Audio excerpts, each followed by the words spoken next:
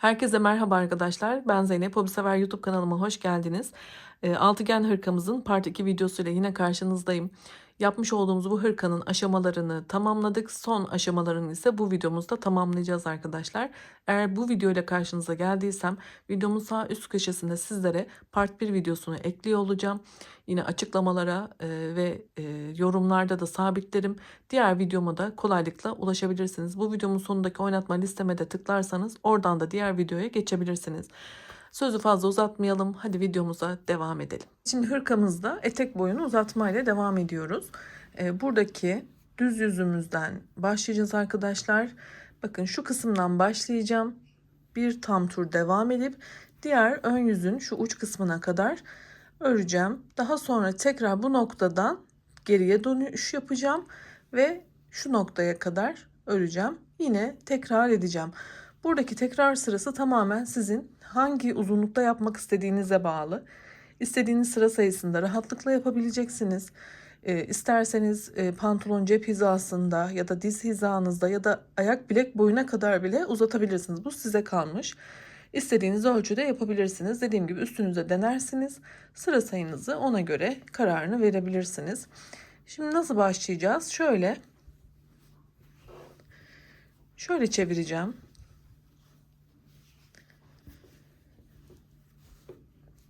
Şu düz yüzümüz arkadaşlar. Şu noktadan ipimi ekleyerek başlayacağım. Evet, şu noktaya batıyorum zincire. İpimi buraya sabitleyip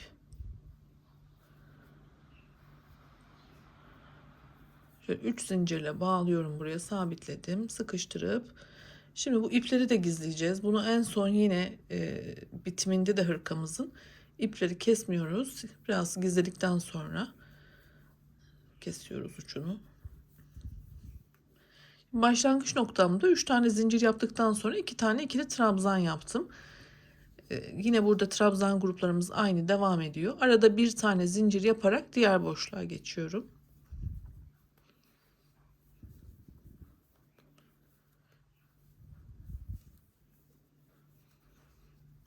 Şurada bir zincir yapıp diğerine. Bu şekilde devam ediyorum arkadaşlar. Artık dediğim gibi hep aynı devam ediyoruz. Sadece küçük bir püf noktası var. Orayı göstereceğim. Bakın şu orta kısma kadar hırkamızı birleştirdiğimiz birleşim noktasına kadar devam edelim. Şurada buluşalım. Evet, sırtta birleşim noktasına kadar devam ettim. Burada da arkadaşlar tam şu birleşim noktasına batıyorum. Buraya da bir trabzan grubu yapacağım.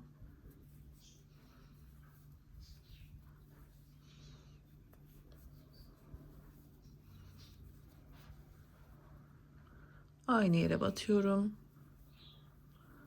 Yine bir zincir yaparak diğer boşluğa da geçiş yapıyorum.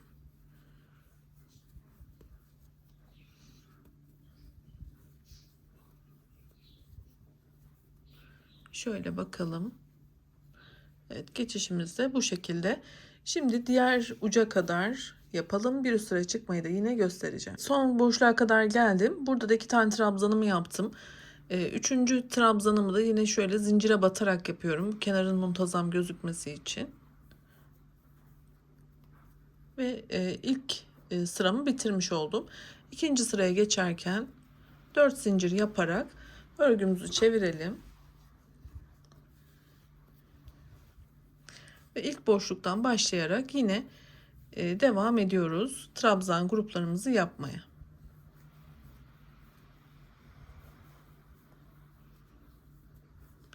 Evet, bu şekilde istediğimiz kadar sıra devam edeceğiz arkadaşlar. Ben de tamamlayıp geliyorum. Evet, etek boyundaki uzatmayı da ben tamamladım arkadaşlar. Toplamda 13 sıra ördüm ama dediğim gibi bu tamamen sizin ne kadar uzunlukta bir hırka istediğinize bağlı. Sıralarınızı artırıp azaltabilirsiniz. Yine ben fikir olması amacıyla şöyle ölçüsünü de vermek istiyorum. 66 santime gelene kadar ördüm. Dediğim gibi bu tamamen sizin ne kadar uzunlukta olmasını istediğinizle alakalı. Diğer aşamasıyla devam edelim. Evet, şimdi kol uzatma ve şu lastik kısmını gösteriyor olacağım arkadaşlar. Bakın ben burada sıralarımı devam ettirerek kolumu uzatmış olduğum kol boyunu bakın burada ilk parçayı yaptığımız haliyle.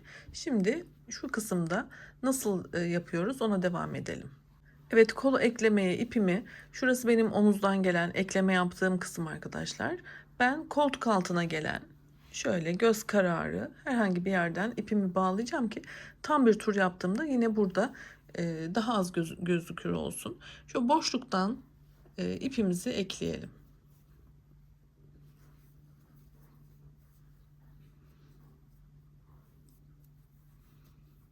3 zincirimi yaptım, ipimi sıkıştırdım ve olduğum noktada 2 tane ikili trabzan yaparak başlıyorum.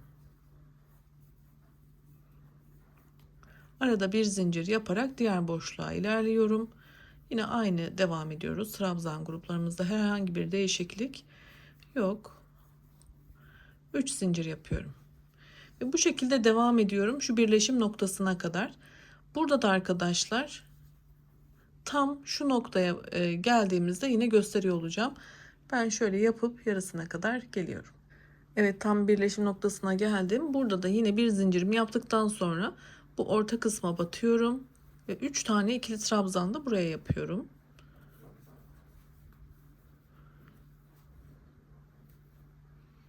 Aynı noktaya batalım.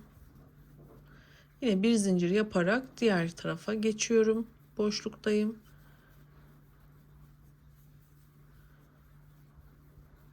Şöyle bakalım.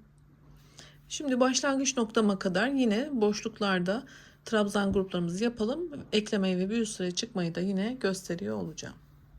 Evet, sıra başlangıcıma kadar geldim. Burada bir tane zincirimi yaptıktan sonra zincire değil şöyle ikinci trabzanın tepesinden ilmek kaydırarak burayı ekliyorum.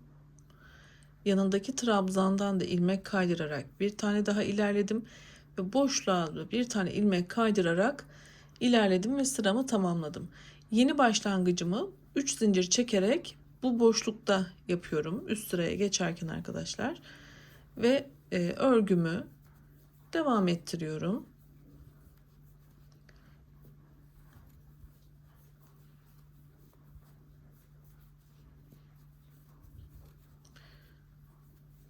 Evet, sıra üst sıraya çıkmamız da bu şekilde.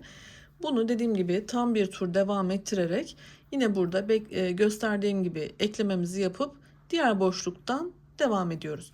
Ben burada yapmış olduğum kol boyunda 9 sıra yaptım bu uzatmayı. Bu da sizin tamamen tercihinize kalmış bir durum. Murtat kolu isterseniz ya da farklı daha uzun bir kola ihtiyacınız vardır. Kolunuz daha uzundur. Ona göre buradaki uzunluğu ayarlarsınız. Şu kısmı da yine göstereceğim, lastik kısmını. Burada da bir miktar uzuyor olacak çünkü. Nasıl yaptık? Hemen şöyle bir ölçü vermek istiyorum. Bu benim koluma tam yeterli geldi. Genelde şöyle ölçeceğim. 42-43 santimetre ideal arkadaşlar. Ben şurada lastik boyumu da ölçeceğim. Lastik boyu da tamamen sizin zevkinize kalmış. Şöyle şuradan başladım. Şöyle bir 10 santimetrede lastik örmüşüm.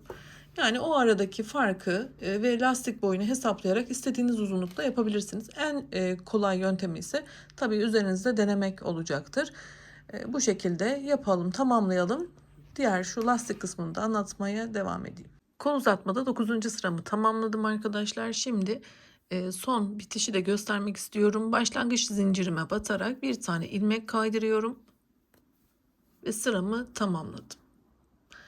Şimdi bir sıra arkadaşlar trabzan geçeceğiz. Onu da hemen göstereyim.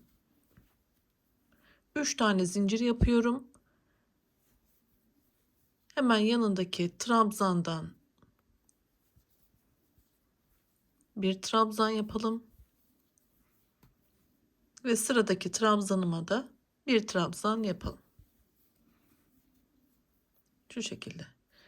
Şimdi bu sıramızda aradaki boşlukları atlayıp sadece trabzanların üstüne trabzan yaparak ilerliyoruz.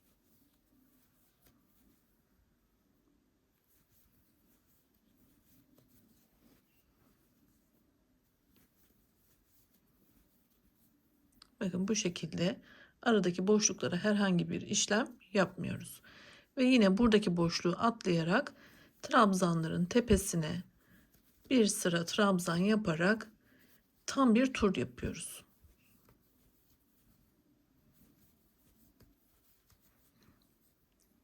Evet, bu sıramızı tamamlayalım. Evet, sıra sonuna kadar geldim. Sadece trabzanların tepesine batarak, boşluklara atlayarak ve sıra sonunda da 3 tane zincirimin başındaki en üstteki 3. zincire batarak ilmek kaydırıyorum. Ve burada bir tane üçlü zincir yapalım. Şimdi artık arkadaşlar hem bu lastik kısmını yapacağız hem de bu başlangıç sırasında kol daraltma yapacağız. Yani şu sırayı yaptığımızda, şimdiki sıramızı yaptığımızda buradaki şu açıklık hem daralacak hem de yeterli ölçüye gelecek. Daha sonra lastik devam edeceğiz. Ona başlayalım. Kolumuzu daraltalım. Şimdi tığımı bir kere doladım arkadaşlar. 3 zincir yaptıktan sonra burada 2 tane trabzanı şöyle alttan tığımı doladım. Bu trabzanlarım üstte kaldı. Şöyle ikili trabzan yapıyorum. Şimdi tekrar tığıma ipimi doladım. Şimdi sıradaki 2 tane trabzanı şöyle arkadan geriye doğru. Bakın trabzanlar arkada kaldı. Yine ilmek çıkartıp ikili trabzan yapıyorum. Burası önden, burası arkadan trabzan oldu. Şimdi yine sıradaki 2 tane trabzanı şöyle üstten, bakın, bir üstten bir alttan bu şekilde sırayla devam ediyoruz. Şimdi şöyle arkadan geriye itip trabzanları ilmek çıkartıp ikili trabzan yapıyorum. Tekrar şöyle önden,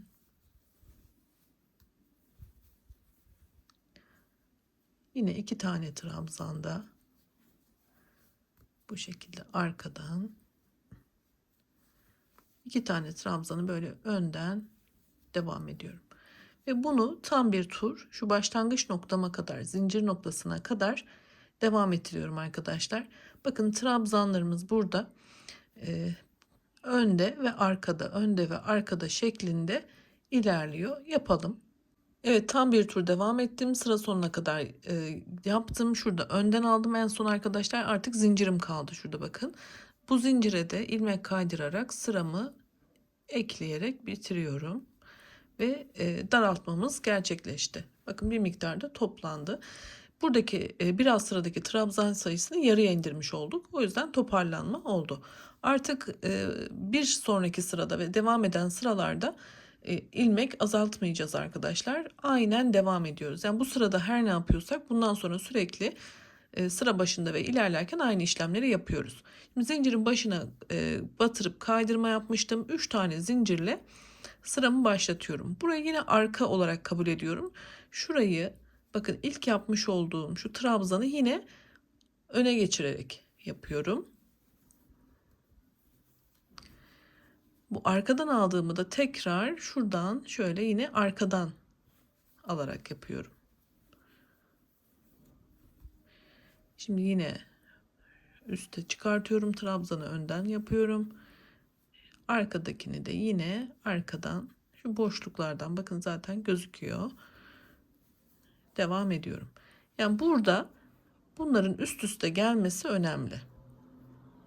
Bakın, bunlar üst üste geliyor. Arkadan olan kısım burası. Üst üste geliyor. Arkadan bu şekilde devam ediyor. Şimdi ben bir tam tur yapıp şu noktada ekleyeceğim. Bir üst sıraya da çıkmayı yine göstereceğim.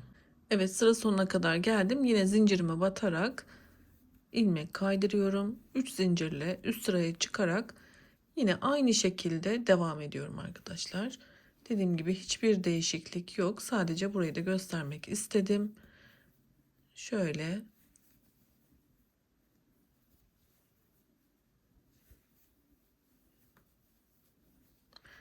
dediğim gibi önden ve arkadan olan trabzanlar üst üste gelecek şekilde devam ediyoruz. Bir tam tur yaptıktan sonra yine zincirde ilmek kaydırma yapıyoruz ve aynı şekilde trabzanlarımızı devam ediyoruz. Bu benim 3. sıramın başlangıcıydı. Bir sıra burada hem sıkılaşmayı sağladık, daraltma yaptık. İkinci sırada yine trabzanlarımızı lastik olarak devam ettik ve üçüncü sıraya başladık. Benim şu an üçüncü sıramdayım. Ben bunu 9'a tamamlayacağım. Yani şu yapmış olduğum kolda ben bu lastik kısmını 9 sırada tamamladım. Tabii bu da yine sizin tercihinize kalmış. Daha da uzatabilirsiniz ya da daha kısa bırakabilirsiniz. Şimdi ben de bunu tamamlayayım. Bitirişi de yine gösteriyor olacağım. Lastiğimizin son sırasını yaptıktan sonra şimdi nasıl bir kapanış yapmalıyız buna bakalım. Son trabzanımı yaptıktan sonra zincirim kaldı.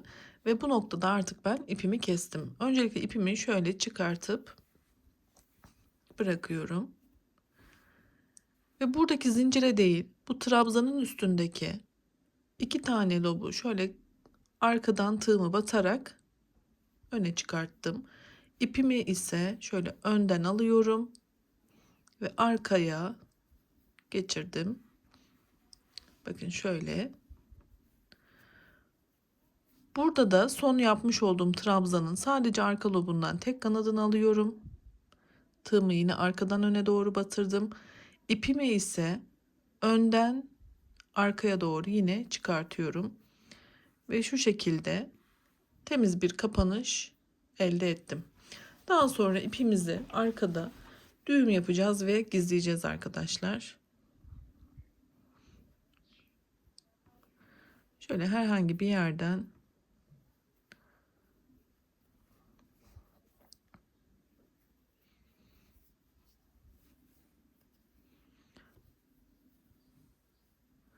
düğümleyelim.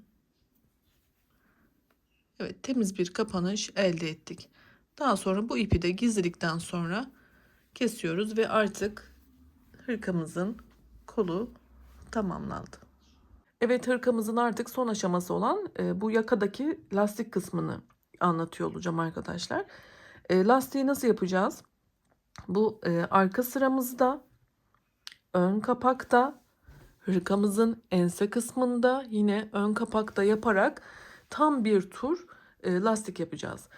Fakat lastiğimizi yapmadan önce düzgün bir zemin oluşturmamız gerekiyor. O yüzden bir sıra tam bir tur dediğim gibi bu enseden tam tekrar aynı noktaya kadar bir trabzan sırası oluşturmamız gerekiyor. Şimdi onunla başlayalım. Lastik yapımındaki trabzan sıramı başlatmak için şöyle hırkamın arka kısmında tam ortada şöyle sırt kısmına gelen kısımdan başlayacağım. Herhangi bir yerden de başlayabiliriz ama buradan başlamak istiyorum. Daha muntazam bir bitiş olsun ve burada bitsin istiyorum. Şimdi arkadaşlar şöyle ilk trabzanımın tepesine batarak öncelikle ipimi buraya sabitliyorum.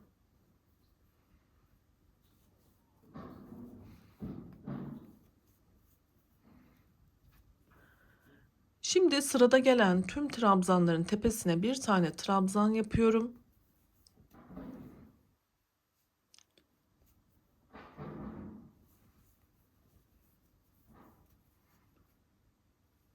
Ara boşluğa da bir tane trabzan yapıyorum. Ve diğer trabzanların tepesine de bir tane trabzan yaparak ilerliyorum. Burada trabzan ve boşlukları atlamıyoruz.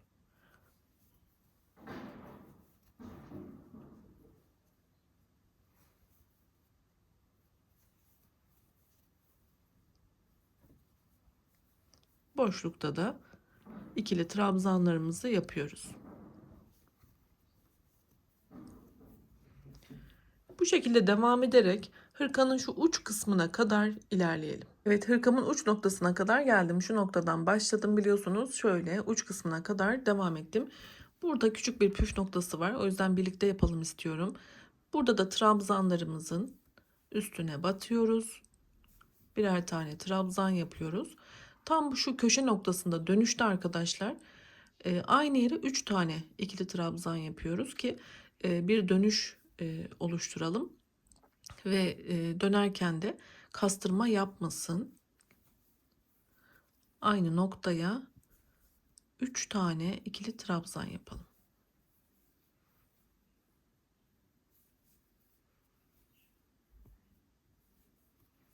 Evet, dönüşü de sağlamış oldum.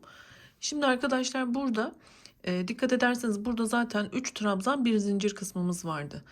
Fakat şurada düzgün bir zeminimiz yok. uzatma yaptığımız kısımlarda bakın şuralardaki boşluklar, trabzan boşlukları eşit değil. Ve şurada trabzanların içine girerek yapmamız gerekiyor. Şimdi buradaki püf noktasını gösteriyor olacağım. Şu noktada arkadaşlar hemen boşluğun içerisine ikili trabzan yapıyorum. Ve buradaki trabzan sayımı ben şu an 2 yaptım ve buradaki boşluğuma yeterli geldi. Buradaki amacım e, bu kısmı yaparken trabzan sayım artık sabit olmayabilir. Yani burada 2 olabilir, şurada 3 olabilir, diğerinde 2 olabilir şu ölçünüze göre. Amacımız az yapıp kastırma yapmasını önlemek, fazla yapıp mağrullaşmasını önlemek. Yani bunu kendi el ayarınıza göre bu hırkanızın bu düzensiz olan kısmında nasıl trabzan sayısı belirtmeniz gerektiğini sizler karar vermelisiniz. Bakın ben 2 tane yaptığımda gayet iyi, ideal oldu. Daha sonra şu trabzan tepesine batıyorum. Tam uç noktaya da yine bir tane ikili trabzan yapıyorum. Şimdi bu boşluğa geldiğimde bakın burada bir tane yapmam yeterli oldu. Eğer burada 2 tane 3 tane yapmaya çalışırsam artık mağrullanma olacak. Buraya atlayıp diğerine geçtiğimde de kastırma olacak. Dediğim gibi bunu göz kararı sizin ayarlamanız gerekmekte. Sonra trabzanın tepesine bir tane daha batıyorum. Yine trabzan boşluğuna geldiğimde bakın şurası bir tane daha trabzan alabilir. Oraya da trabzan yapıyorum. Trabzan tepesine, şimdi şu trabzanın içerisine batıyorum. Kaç tane trabzan alıyorsa ona göre göz kararı burayı ayarlıyorum ve şu trabzan tepelerine batarak da sonlandırıyorum. Şurada zincir denk geldiği için şöyle tam tepeye batmak istiyorum. Şöyle zincire gelecek şekilde ayarladım. Şimdi boşluğa geçtiğimde yine bakın buraya 2 tane yeterli olacaktır. Bu şekilde göz kararı ayarlıyorum. Eğer burada baktım çok böyle bollaşma oldu. Trabzan sayımı eksilteceğim söküp. Az geldiğinde kastırma olduğunu hissettiğimde de trabzan artıracağım. Bu zaten şu kısımda geçerli. Yine aynı şekilde bu ense boşluğunda da aynı şekilde arkadaşlar. Ben yapayım. Burada da yine nasıl geçtiğimi göstermek istiyorum. Şuraya kadar zaten bir sıkıntı yok. Aynı sayılarla devam ediyor. Yapıp gelelim. Evet, hırkamızın kenarlarını yaptım. Şimdi şu ense kısmına kadar geldim. Burada herhangi bir farklılık yapmamıza gerek yok arkadaşlar. Sadece kastırma yapmayacak şekilde yine trabzanlarımızı yapmamız yeterli olacaktır. Dediğim gibi burada trabzan sayısı da yine tamamen göz kararı sizin ayarlamanız gerekmekte.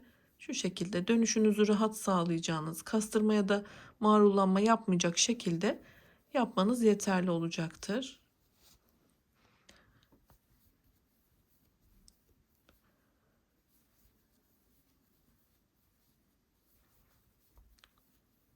Ben de kontrollü bir şekilde trabzanlarımı yapmaya devam ediyorum. Yaptıktan sonra şöyle bakın, eğer herhangi bir bollaşma ya da daralma varsa ona göre trabzan sayılarınızı belirleyin.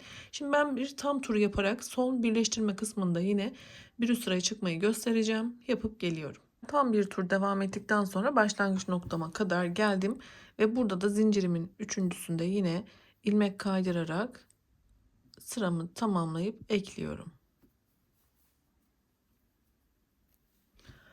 Zemin eşitleme sıramız bitti. Artık lastik yapımına başlayacağız. 3 tane zincir yapalım. Aslında kollarla yaptığımızın aynısı arkadaşlar. Hiçbir farklılık yok. Şöyle hemen göstermek istiyorum. Tığımı bir kere doladım. Bir tanesini şöyle önden yapıyorum. Üstten yaptım. Bir tanesini, sıradakini arkadan. Burada artık trabzan atlamadan ve daraltma yapmadan sadece lastik yapıyoruz. Bir tane önden böyle üstten geçirerek yapıyorum. Bir tane arkadan.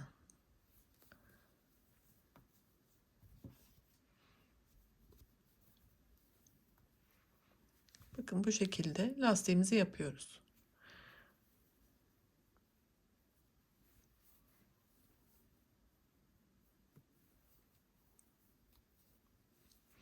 Bunu tam bir tur yaptıktan sonra bu noktada yine ekliyoruz. Burayı 3 zincirle yukarı çıkarak yine aynı yerden üstüne gelecek şekilde arkadaşlar devam etmeli. Buralar önden olacak, burası arkadan olacak. Bu şekilde sıralarımızı devam ettireceğiz. Ben de şimdi tamamlayıp size bitmiş halinde göstereceğim arkadaşlar. Evet, ben hırkamın lastik yapımını da tamamladım. Şöyle hemen sizlere yakından yine göstermek istiyorum. 3 sıra olacak şekilde devam ettim arkadaşlar. Bunun kararını da yine şu ense boyundaki yüksekliğe göre karar verdim. Bu daha yüksek olsaydı ensede toplanma yapacaktı ve istediğimiz gibi hoş bir kullanım olmayacaktı. Eğer sizler ipiniz ince ise burada sıra sayınızı artırabilirsiniz. Dediğim gibi bunu tamamen kararını yine sizler kendi yaptığınız ölçülerde ve ipinizin türüne göre karar verebilirsiniz. Beni izlediğiniz için çok teşekkür ediyorum. Baştan sona kadar sizlere dilim döndüğünce bir hırkayı yaş gruplarına ya da beden gruplarına göre nasıl yapmanız gerektiğini anlatmaya çalıştım. Umarım memnun kalmışsınızdır. Yine sizlerle ilk defa karşılaşıyorsak bu video sayesinde kanalımın ana sayfasındaki oynatma listelerime göz atarsanız orada farklı birçok kategoride örgü modeli olduğunu göreceksiniz. Belki hoşunuza giden başka çalışmalarım da olabilir. Beni izlediğiniz için çok teşekkür ediyorum. Sağlıkla kalın, hoşça kalın.